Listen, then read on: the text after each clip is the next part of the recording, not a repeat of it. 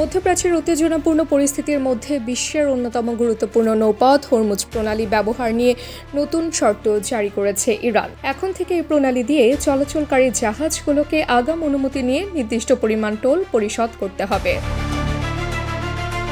আন্তর্জাতিক গণমাধ্যমগুলোর প্রতিবেদনে জানা যায়, ইরানের Islamic Revolutionary Guard Corps IRGC জাহাজগুলোর জন্য নতুন এই নিয়ম চালু করেছে। শর্ত অনুযায়ী জাহাজগুলোকে আগেই ট্রানজিট অনুমোদন নিতে হবে এবং টোল পরিশোধ করতে হবে ক্রিপ্টোকারেন্সি বা চীনা ইউয়ানে। এছাড়া নির্ধারিত রুট ব্যবহার করে কেশম ও লারাক দ্বীপের মাঝ দিয়ে ইরানের উপকূল ঘেঁষে চলাচল করতে হবে।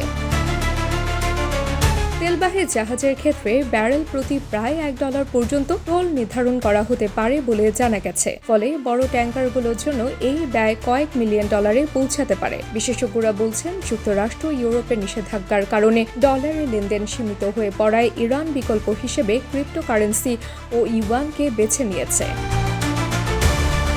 এদিকে নতুন এই নিয়মের কারণে হরমুজ প্রণালীতে জাহাজ চলাচল কমে গেছে। শত শত তেলবাহী ট্যাঙ্কার বর্তমানে উপসাগরীয় এলাকায় অপেক্ষমান রয়েছে, যা বৈশ্বিক জ্বালানি সরবরাহে অনিশ্চয়তা তৈরি করছে। তবে আন্তর্জাতিক আইনের দৃষ্টিতে এমন প্রাকৃতিক জলপথে টোল আরোপ নিয়ে প্রশ্ন উঠেছে বিশ্বব্যাপী। উপসাগরীয় দেশগুলো বলছে এটি সমুদ্রপথে অবাধ চলাচলের নীতির পরিপন্থী। বিশ্লেষকদের মতে, ইরান সামরিক নিয়ন্ত্রণকে কাজে লাগিয়ে এখন অর্থনৈতিক ও কূটনৈতিক চাপ তৈরির কৌশল গ্রহণ করেছে, যা সরাসরি যুদ্ধ ছাড়াই বিশ্ববাজারে বড় প্রভাব ফেলতে পারে।